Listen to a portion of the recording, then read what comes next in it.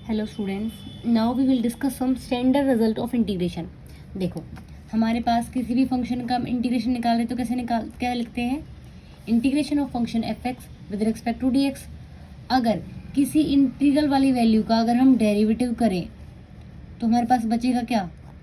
Function he. That means different derivative and the integral are inverse of each other. तो वो हमारे operation कैसे होते हैं? इनवर्स होते हैं एक दूसरे के। तो मतलब कि अगर फंक्शन का इंटीग्रेशन करके फिर डेरिवेटिव करें तो वो हमें फंक्शन ही मिल जाएगा एट द एंड। ठीक है। सेकंड प्रॉपर्टी कि हमारे पास कोई फंक्शन के है और एक एफ एक्स है, उसका इंटीग्रेशन निकाल रहे हैं हम, जहाँ पे के कांस्टेंट है, तो इस कांस्टेंट को हम बाहर निकाल सकते हैं और हम फंक्शन का इंटीग्रेशन कर सकते हैं। That means constant can be carried out and then we can find the integral of that function. अब क्या है कि अगर हमारे पास दो फंक्शन है, वो उनका सम और डिफरेंस लिखा हुआ है और उसका इंटीग्रल पूछा गया है, तो we can write that function f x d x plus minus integration of g x d x. मतलब कि हमारे पास अगर दो फंक्शंस को सम में उनका डिफरेंस ऐसे लिख रखा है तो उस इंटीग्रेशन को हम अलग अलग दोनों फंक्शंस पे ऑपरेट कर सकते हैं और करेंगे ही। अब ऐसा नहीं है, दो कितने भी number of finite number of functions अगर लिखे हुए हैं लीनियर कॉम्बिनेशन में, then we can simply operate the मतलब we can apply the integration on the many functions. मतलब जो जितने भी है, मान के चलो 5 फंक्शन दे रखे हैं, तो we can apply the integration on that 5 functions. ठीक है। अब कुछ इसके एग्जांपल्स कर लेते हैं। जैसे कि हमारे पास है 4x की पावर 5 का इंटीग्रेशन, तो कौन सी फॉर्म बन गई? ये सेकंड वाली। कांस्टेंट क्या है इसमें? 4 कांस्टेंट, x की power 5 dx is equal of 4। अब x की पावर n का इंटीग्रेशन पता है हमें क्या होता है? x की पावर n+1 अपॉन n+1। तो यहाँ क्या हो जाएगा? 5+1 अपॉन के 5+1 दैट विल बी 4x की पावर 6 अपॉन 6। कांस्टेंट हमेशा अप्लाई होगा ही होगा हमारा। इसको कैंसिल आउट कर लो, 2 और 3 दैट विल बी 2/3 x की पावर 6 प्लस c। ठीक है। अब क्वेश्चन आ गया हमारे पास 3 की पावर x+2, इसका इंटीग्रेशन निकालो। तो जो कांस्टेंट टर्म है उसको हम अलग अलग निकाल सकते हैं। देखो, a की पावर x प्लस वाई, तो इसको हम कैसे लिख सकते हैं? a की पावर x इंटू a की power y। Base same power है, ये हो गया। बेस सेम है, पावर अलग अलग लिख सकते हैं, हम ऐसे लिख सकते हैं। तो यहाँ पे क्या हो जाएगा? 3 की पावर x और 3 की पावर 2। 3 की पावर 2 तो कांस्टेंट है, इसको बाहर निकाल लिया। 3 की power x dot D x. 3 की पावर 2 दैट मीन्स 3 को 2 बार मल्टीप्लाई करें तो क्या हो जाएगा? 9 that means 9 3x dot D X. A की पावर x का इंटीग्रेशन क्या होता है? ए एक्स अपॉन के लॉग ए। तो ये क्या हो जाएगा? ए एक्स अपॉन के लॉग ए। तो 9 इंटू के 3x अपॉन के लॉग 3 प्लस सी हो जाएगा। ठीक है। सिंपली हमें रूल्स लगाने हैं हमें, जैसे कि हमारे पास जो रूल है उनको एक साइड में लिख के, ताकि तुम्हें मतलब जल्दी जल्दी प्रैक्टिस हो जाए, और ये बहुत अच्छे से रूल याद होने चाहिए। अब बात आती है 1/2 secant square x dot D x. 1/2 बाहर, secant square x dot D x. अभी हमने पढ़ा था 10x का इंटीग्रेशन, 10x का डेरिवेटिव करते हैं तो सीकेंड स्क्वायर एक्स आता है, और सीकेंड स्क्वायर एक्स का इंटीग्रेशन करते हैं तो हमें क्या मिलता है? 10x दैट विल बी 1/2 तो बाहर है ऑलरेडी, 10x प्लस के सी। और अगर हमारे पास, ये तो सिंगल फंक्शन था, अगर हमारे पास फंक्शन ऐसे आ जाए जैसे कि इंटीग्रेशन ऑफ x की पावर 3 प्लस 5x की power 4 minus of 4 plus 7/x plus 2/√x dot D x. मतलब कि इसका इंटीग्रेशन करना है हमें विद रिस्पेक्ट टू एक्स। हमने अभी भी पढ़ा कि इस इंटीग्रेशन को हम अलग अलग अप्लाई कर सकते हैं, तो हर टर्म का अलग होगा। x की पावर 3 का, 5x की पावर 4 का, 4 7/x का प्लस 2/√x का। dx सबके ऑपरेटर में आएगा, मतलब लास्ट में dx सब हर जगह आएगा। ठीक है। तो x की पावर 3 का integration according to this rule 3 है, तो 3 + 1 अपॉन 3 + 1 दैट मीन्स x की पावर 4/4। 5 बाहर, x की पावर 4 का हो जाएगा x की पावर 5/5। यहाँ से -4 बाहर। अगर हम बात करते हैं x की पावर 0 का इंटीग्रेशन की, x की पावर 0 का मतलब क्या होता है 1, तो हम 1 को लिख सकते, इंटीग्रेशन 1 का निकालना है क्योंकि 4 तो बाहर हो जाएगा। 1 का मतलब होता है x की पावर 0, इसका इंटीग्रेशन निकालना है। अकॉर्डिंग टू दिस रूल क्या हो जाएगा इसका, x की पावर 1/1, दैट मीन्स कॉन्स्टेंट 1 का इंटीग्रेशन हमेशा x के रेस्पेक्ट में निकाल रहे तो x ही आएगा, t के रेस्पेक्ट में निकालते तो t होता। x में पूछा है तो क्या आएगा इसका, x ही आएगा। ठीक है, तो यहाँ पे 4 का इंटीग्रेशन 4x हो जाएगा। 1/x का इंटीग्रेशन क्या होता है, log x, तो 7 बाहर, 1/x का हो जाएगा log x। 2/√x, 2/√x को मैं लिख सकती हूँ 2x की पावर 1/2। कैसे आया, √x का मतलब होता है उसकी पावर 1/2, ऊपर लेके जाएंगे तो माइनस हो जाएगी। हमें करना है इसका इंटीग्रेशन, तो 2 तो ऑलरेडी बाहर है। अकॉर्डिंग टू दिस रूल क्या हो जाएगा, -1/2 + 1 अपॉन के -1/2 + 1, दैट विल बी 2, ये हो जाएगा √x, और ये कितना बचेगा हमारा, हाफ बचेगा। इसको ऊपर सिंप्लीफाई करेंगे तो क्या मिल जाएगा हमें, 4√x, that will be 4√x plus के कांस्टेंट। हमें हर वैल्यू को ऐसे ही सिंप्लीफाई करना है। Now the next question is,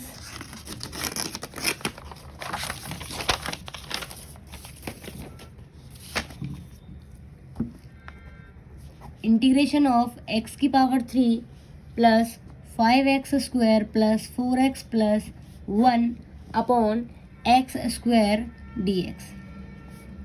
हमें क्या करना है, पहले इसको हम करेंगे सिंप्लीफाई। ये x² है, इस x² को हर टर्म के नीचे हम लिखेंगे। भाई इसको सिंप्लीफाई कर रहे हैं ना एक तरह से हम, x की power 3/x² plus 5x² upon x² plus 4x upon x² plus 1/x²। यहाँ x³ है, x² है, तो क्या बचेगा, सिर्फ हमारे पास x बचेगा, प्लस यहाँ पे x² से x² कैंसिल आउट, यहाँ पे 4/x और यहाँ पे 1/x²। इसको लिख सकते हैं हम x, अलग अलग लिख सकते हैं ना इसको, 4/x प्लस 1/x²। x का इंटीग्रेशन x की स्क्वायर अपॉन 2, 5 का 5x, 4 तो बाहर, 1/x का log x। अब बात आती है 1/x² की। 1/x² को मैं लिख सकती हूँ x की पावर -1/2। इसका इंटीग्रेशन क्या हो जाएगा, this one, that means x -1 upon -1, that is equal to -1/x, -1/x plus constant. Answer will be x²/2 plus 5x plus 4 log x minus के 1/x प्लस कॉन्स्टेंट। ठीक है, now the third question is 1 - x into √x का integration क्या होगा। भाई √x को apply कर सकती हूँ अलग, भाई ब्रैकेट में लिखा हुआ है, that means a - b into C है, तो c को ऑपरेट कर सकती हूँ ना मैं इस पे भी, तो क्या होगा √x माइनस के x इंटू के √x। इंटीग्रेशन, इस इंटीग्रेशन को अलग अलग अप्लाई कर दिया, इस पे अलग अप्लाई कर दिया है और इस पे अलग अप्लाई कर दिया है। अब एक बात बताओ, √x का मतलब क्या होता है, किसी की भी वैल्यू 1/2 और x मल्टीप्लाई में है, देखो लिख लेते हैं, इसका मतलब होता है 1/2। यहाँ पे इसकी वैल्यू 1 है और इसकी वैल्यू 1/2 है। हमने अभी पढ़ा था कि अगर बेस सेम हो और मल्टीप्लाई में लिखे हुए हो तो उनकी पावर क्या हो जाती है, ऐड हो जाती है। अच्छा, इसका इंटीग्रेशन कर लो, x की पावर n+1 अपॉन के n+1 माइनस के। भाई जब तक इंटीग्रेशन नहीं कर रहे हैं तब तक सिंबल चलेगा, वहाँ पे हमने इंटीग्रेशन कर दिया इसलिए सिंबल भी हट गया। यहाँ पे भी इंटीग्रेशन नहीं किया हमने, बेस 1 और 1 पावर 1 और 1/2, तो क्या बनेगी power 3/2।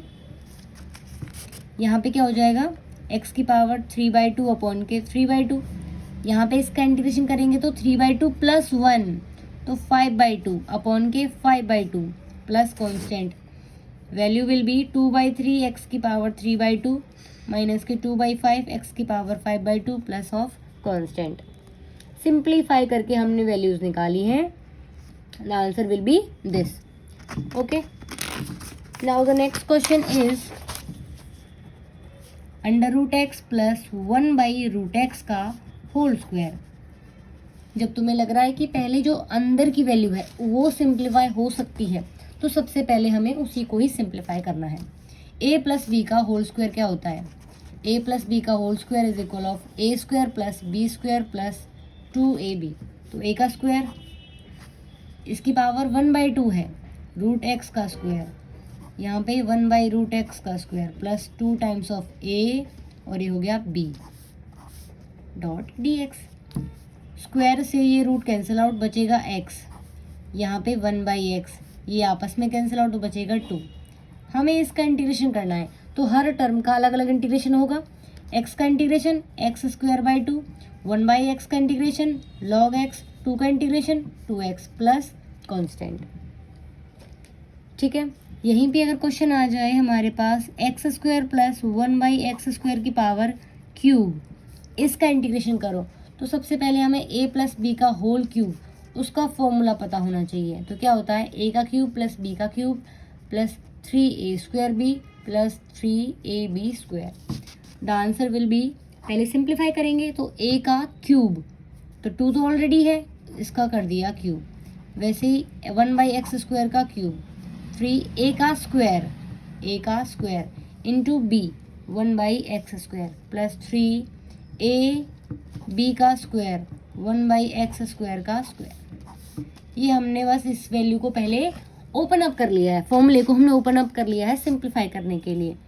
Value will be x की पावर 6। भाई पावर मल्टीप्लाई में आपस में तो मल्टीप्लाई में हो जाएंगी पावर की पावर, ये हो जाएगा 1/x की पावर 6, ये क्या हो जाएगा 3x की पावर 4/x², ये 3x² की पावर 4dx। इसको सिंप्लीफाई करके हम लिख सकते हैं ऐसे, ये कैंसिल आउट हो जाएगी 2 पावर, मतलब ऐसे कट मत करना, बता रही हूँ बस मैं ऐसे ही। तो 3x², ये क्या बचेगा, इसको ऊपर लेके जाएंगे तो 3 -2 हो जाएगा।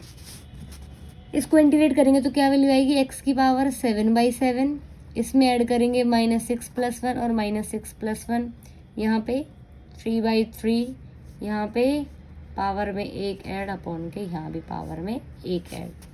वैल्यू विल बी x की पावर 7/7, ये क्या बचेगा, प्लस x की पावर -5 अपॉन के -5, ये कैंसिल आउट, x की पावर 3, यहाँ पे बचेगा माइनस, तो -3x -1 प्लस c।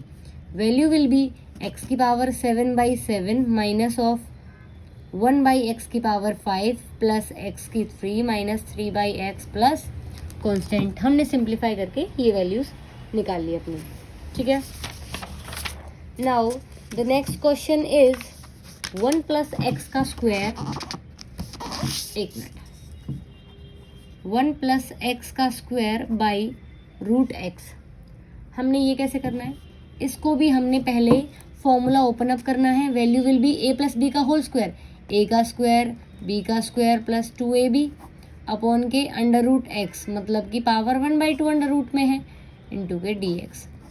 सब के नीचे इसको डिवाइड कर सकते हैं भाई, x² अपॉन 1/2, 2x अपॉन के x 1/2। ठीक है, इंटीग्रेशन किया नहीं अभी, इसको लिख सकती हूँ पावर 1/2 ऊपर, यहाँ पे पावर 2 है, यहाँ पे 1/2 है, तो 2 माइनस के 1/2। सिंप्लीफाई किया है, अभी तक इंटीग्रेशन नहीं किया है। वैसे यहाँ पे 1 माइनस के 1/2 डॉट dx। तो ये x की पावर 1/2 प्लस x की पावर 3/2 प्लस 2x 1/2, हमने सिंप्लीफाई करके वैल्यू ये निकाल ली।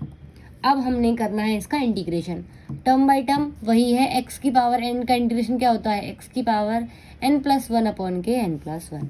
वैल्यू विल बी 1/2 + 1, तो 1/2 अपॉन में 1/2, यहाँ पे क्या हो जाएगा 5/2 अपॉन के 5/2, यहाँ पे क्या हो जाएगा 1/2 + 1 3/2 और 3/2। इट विल बी और plus c 2 √x plus 2/5 x की पावर 5/2, ये हो जाएगा 4/3 x की पावर 3/2 प्लस के कॉन्स्टेंट। ठीक है, now the next question is x की power 3 minus of x² plus x minus of 1 upon x minus of 1।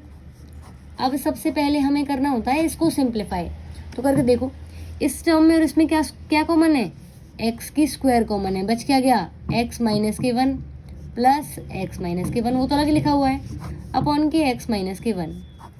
हमने इसमें एक्स माइनस 1 कॉमन निकालने की कोशिश करी क्योंकि हमने डिनोमीटर में हमारा वही है तो वो कैंसिल आउट हो जाएगा।